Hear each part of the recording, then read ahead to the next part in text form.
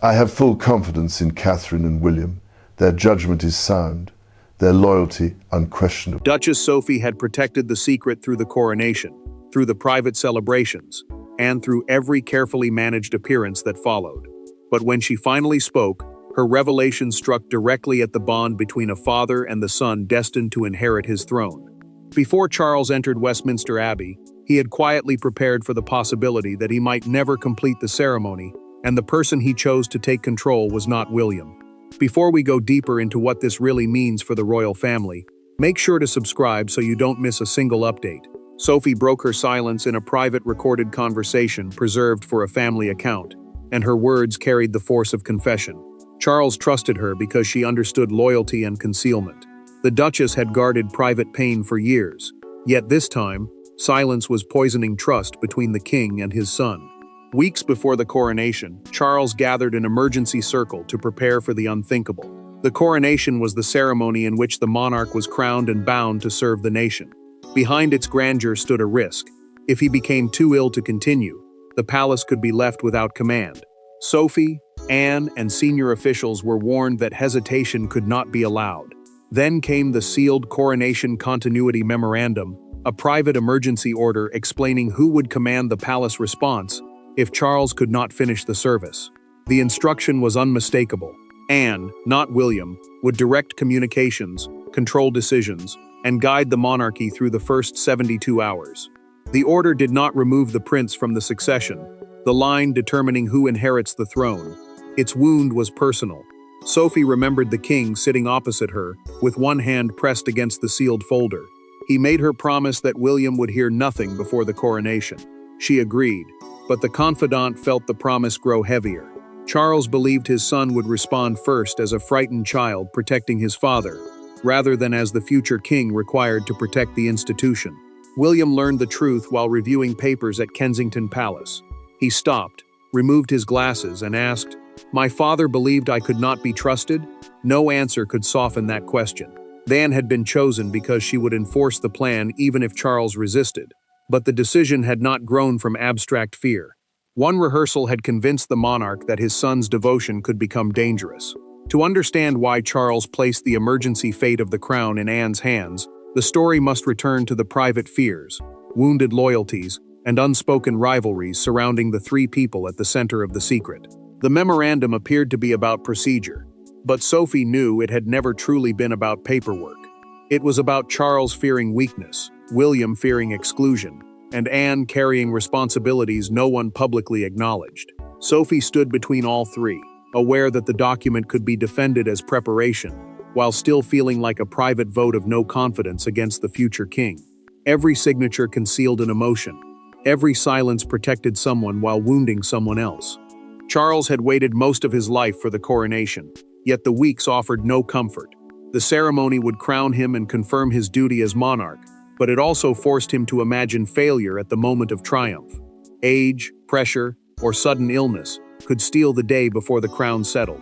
The king carried that fear, knowing one faltering step could turn celebration into crisis. William carried a burden. The prince was not simply the heir, the person next in line to inherit the throne. He was a son watching his father endure a weight that had consumed decades of their family's life.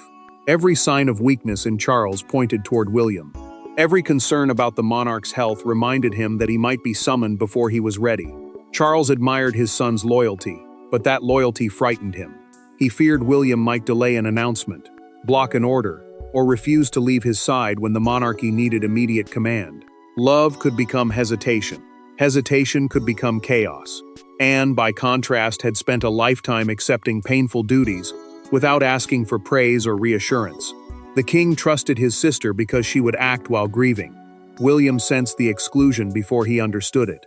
During one briefing, an aide removed a red folder before he entered. Sophie glanced toward Anne, and the Princess Royal returned the look without speaking. The exchange lasted seconds, yet suspicion remained.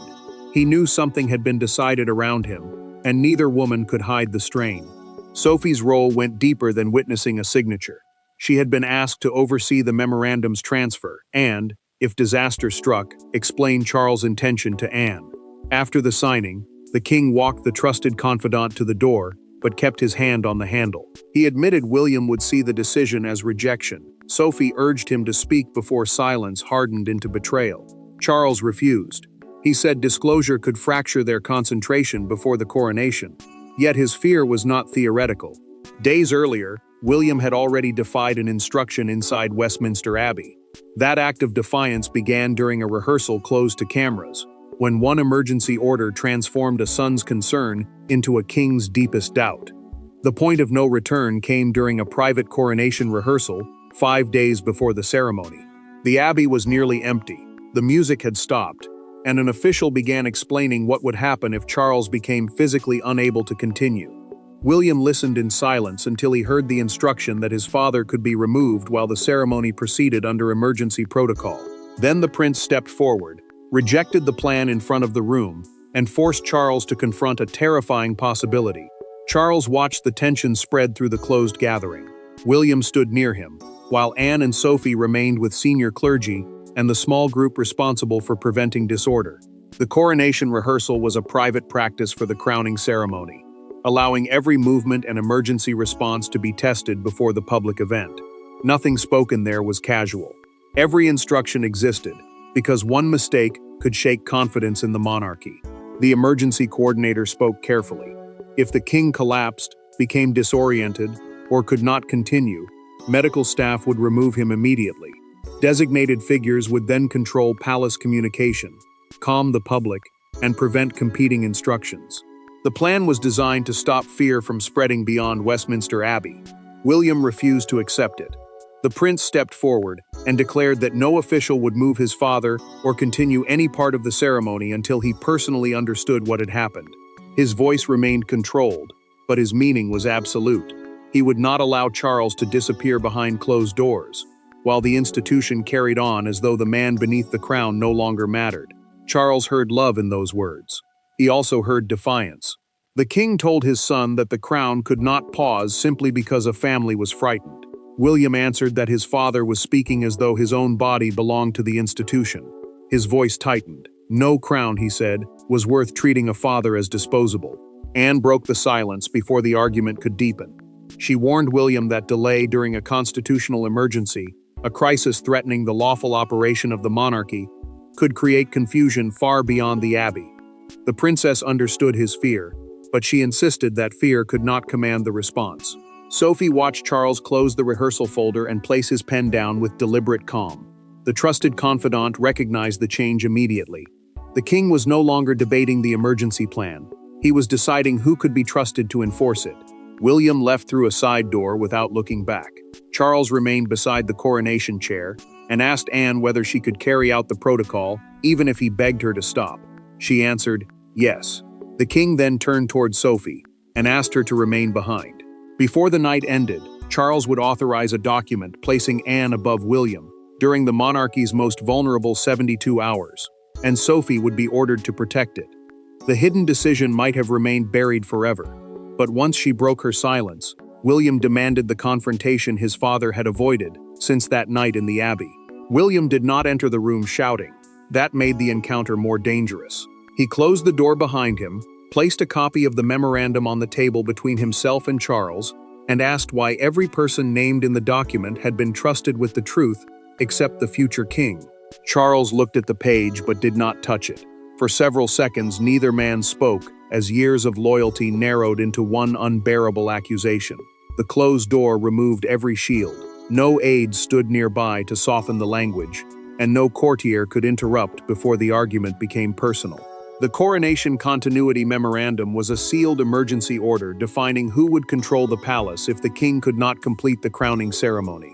It gave Anne temporary authority over public statements, medical information, ceremonial suspension, and the immediate coordination of senior royals. William accused his father of mistaking love for weakness. The prince insisted that protecting Charles would never have prevented him from protecting the monarchy. He could have remained beside the king while still giving clear instructions. Instead, the future monarch had been judged by one frightened moment and excluded from a decision involving his own destiny. Charles did not retreat. The king told his son that the rehearsal had proved exactly what he feared. When the agreed command structure was tested, William had placed his own authority above it. He had not asked whether the emergency plan could be changed. He had simply declared that no one would act until he gave permission. William pushed the document across the table. He asked whether Charles had ever intended to tell him the truth. The monarch finally placed his palm over the folder and admitted the plan had been to destroy it after the coronation. His son would have watched the ceremony, fulfilled his role, and never known that Anne had been prepared to command the palace if everything collapsed. The admission cut deeper than the order itself. Charles confessed that disclosure might have poisoned William's relationship with his aunt. The king feared his son would enter Westminster Abbey questioning his father's confidence, and silently resenting Anne for accepting responsibility that seemed to belong to him. Concealment had appeared safer than confrontation. William's anger shifted when Sophie's name emerged. Charles admitted that the trusted confidant had urged him to speak before the ceremony. She had not created the secrecy. She had been the only person inside the room who warned that silence would eventually become betrayal. Charles reached for his pen, as though the meeting could be ended by returning to ordinary work. William lifted the memorandum before his father could touch it. He said a hidden judgment did not disappear simply because the paper was destroyed. The king remained silent, shaken by the truth in his son's words. Yet the document's real power had never rested with Charles alone. It rested with Anne, and she had no intention of apologizing for accepting the duty William believed should have been his. William had confronted the man who signed the order, but the deeper struggle awaited him in the person Charles trusted to carry it out without hesitation. Princess Anne did not ask to be chosen over William, but she refused to pretend the decision had been meaningless. When the prince entered her sitting room, she was already waiting with the original sealed envelope beside her. There was no anger in her expression, and no apology in her voice. Anne told him that Charles had not selected a replacement heir. He had selected the one person capable of acting, while everyone else was still trying to save the man beneath the crown. William remained standing. The prince knew the arrangement had never changed his constitutional position, the legal place he held as the person destined to succeed his father. Anne's authority applied only to the first 72 hours of a coronation emergency. She could coordinate palace communication, medical disclosures, and the movements of senior royals, but she could never inherit his place in the line of succession. The distinction did not remove the insult. William told his aunt that accepting the role had validated Charles's distrust. He believed she should have refused until the king agreed to tell him. By remaining silent, Anne had helped turn one moment of fear inside Westminster Abbey into a hidden judgment on his character. Anne did not flinch. The princess replied that refusing would have left the monarchy without a reliable command when every second mattered. Charles had chosen her because she understood palace procedure, commanded respect across the family, and could separate private grief from public duty. Responsibility, she warned, often arrived in a form that made everyone resent the person carrying it. Then Anne reached for the envelope. She broke the seal on her retained copy and found the sentence Charles had written to justify the decision. Her voice softened as she read it aloud. William was to be protected from the impossible collision between filial devotion and sovereign duty. The words did not accuse the prince of weakness. They exposed the king's fear that his son would be forced to choose between saving a father and serving the crown. William heard pain where he had expected only doubt. Anne then revealed that Charles had first considered Sophie as the operational coordinator, the person responsible for directing the emergency response. The trusted confidant possessed the calm he required, but she lacked the formal authority to overrule senior officials. Only the princess could command immediate obedience, without creating another struggle for control. Anne disclosed one final secret. Camilla knew an emergency arrangement existed, but the queen consort had never been told who would lead it. Charles feared his wife would resist being excluded from decisions involving his health, just as William had resisted the possibility of being separated from him. William finally sat down. Anne told him leadership was not proved by receiving every authority. Sometimes it was proved by allowing another person to carry power without turning that person into a rival. The prince left with a different understanding of his aunt, but the relief did not last. The memorandum had already wounded a son and burdened a sister. Now it reached the queen, who discovered that during Charles's most feared emergency, she too had been kept outside the locked circle. Camilla received the truth after the confrontation had already begun spreading through the family. She sat alone with the memorandum, reading the paragraph that removed her from emergency decision-making while placing Anne at the center of the response. When Charles entered, she did not accuse him of choosing his sister. She asked why he had believed his own wife could not bear the truth. The question struck deeper than anger, because Charles had no answer that could leave their trust untouched. The secret had already damaged every relationship surrounding it. William felt diminished by his father's judgment. Anne felt blamed for accepting a duty she had never requested. Sophie faced resentment for ending the silence, while the king felt exposed by the truth he had tried to bury. Palace advisors feared the memorandum might be seen as proof of a divided transition, the planned transfer of responsibility from one monarch to the next, even though it never changed the line of succession. Camilla held the document tightly. The queen consort accepted that Anne might have needed operational authority, meaning temporary power to direct officials during the emergency. What she could not accept was being denied any knowledge of what would happen if her husband collapsed. She would have been standing inside Westminster Abbey, while others followed instructions about Charles's health that she had never been allowed to read. Charles finally admitted what he had feared.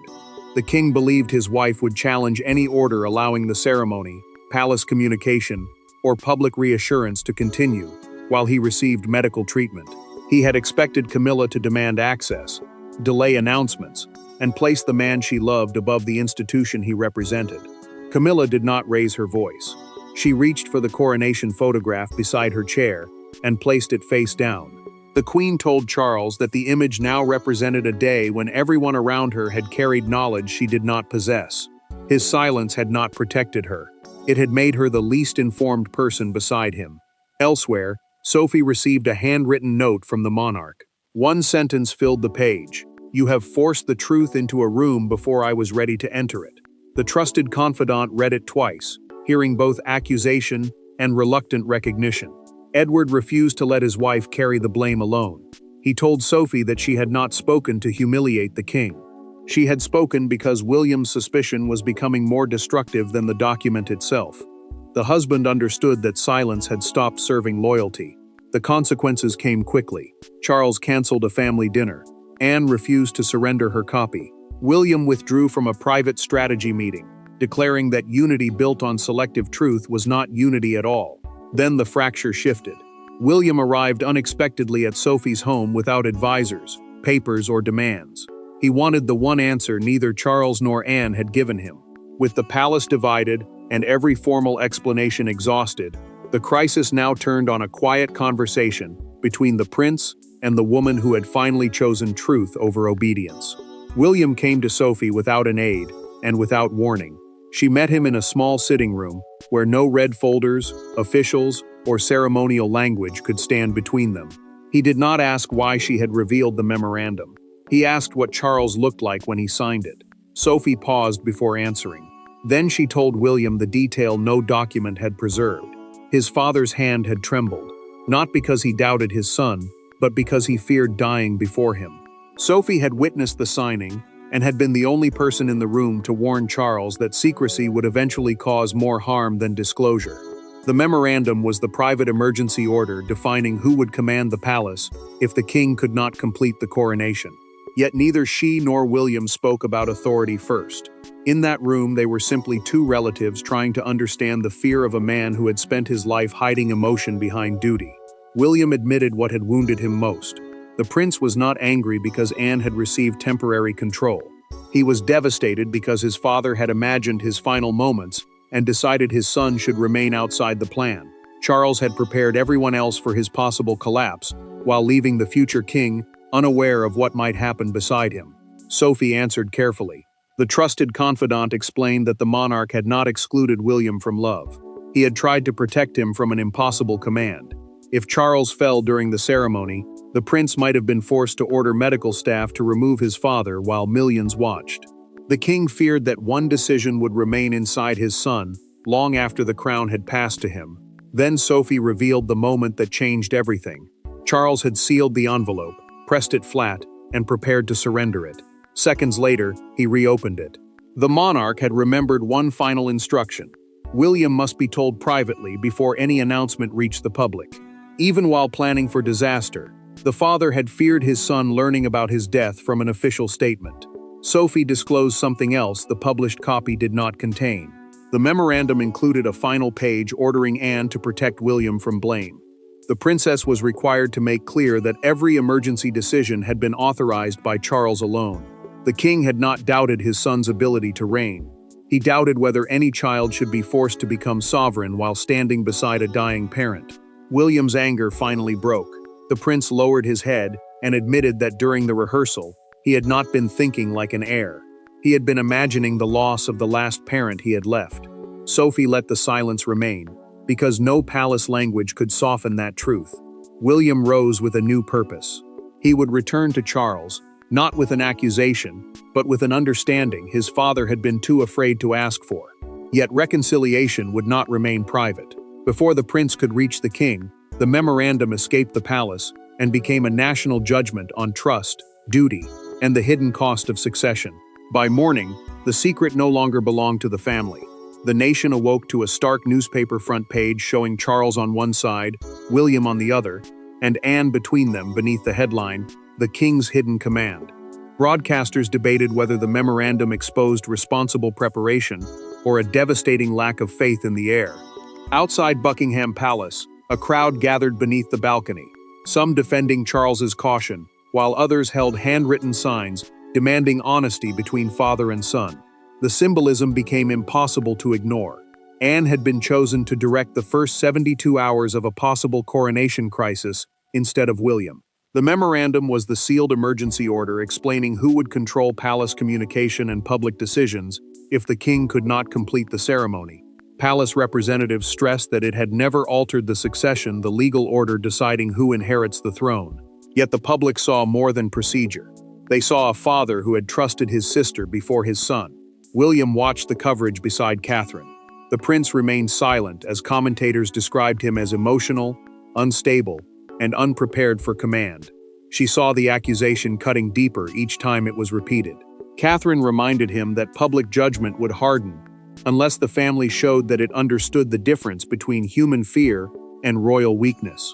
Silence had already created one crisis. More silence would make the nation choose its own version of the truth. Charles faced a harsher realization. The king watched footage of the gathering outside Buckingham Palace and understood what his secrecy had produced.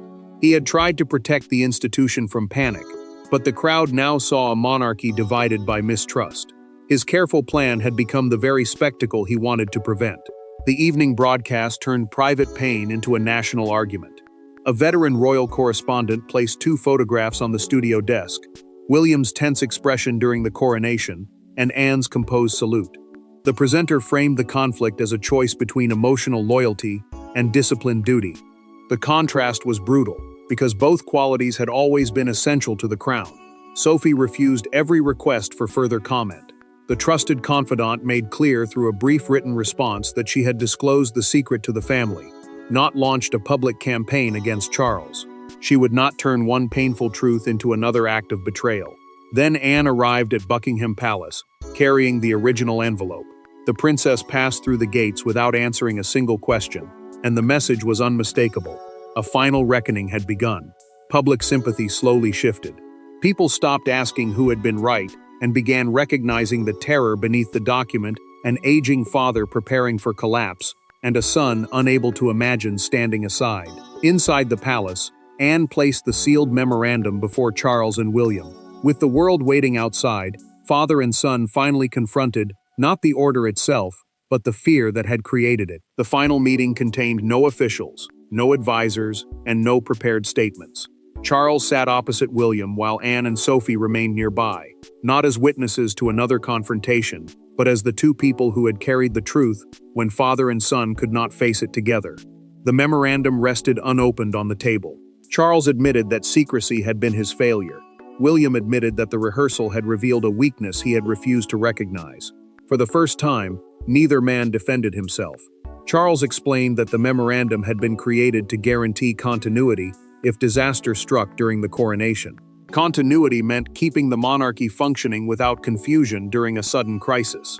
The king had believed secrecy would preserve calm, but he now understood the deeper damage.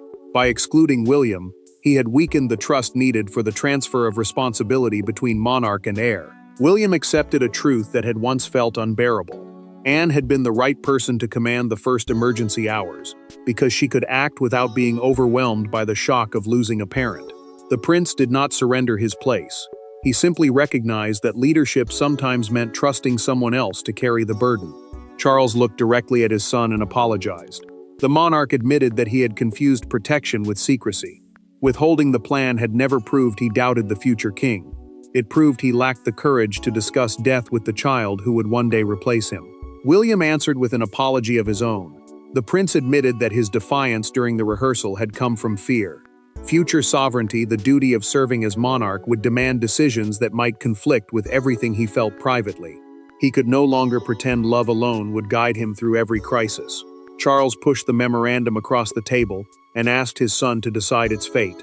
William read the final page, folded it carefully, and returned it instead of tearing it apart. He proposed replacing the hidden order with a transparent family continuity agreement. Anne would keep immediate emergency authority, but William, Camilla, and Sophie would understand their duties before any crisis began. Sophie finally received the recognition silence had denied her. Charles thanked the trusted confidant for preventing suspicion from becoming permanent. Anne admitted that secrecy had protected the coronation, but it could never have protected the family forever. The memorandum no longer stood as proof that Charles had rejected William. It became proof that even kings could hide behind procedure when they were afraid to speak as fathers. Charles signed the revised agreement and passed the pen to William. The prince added his name beneath his father's.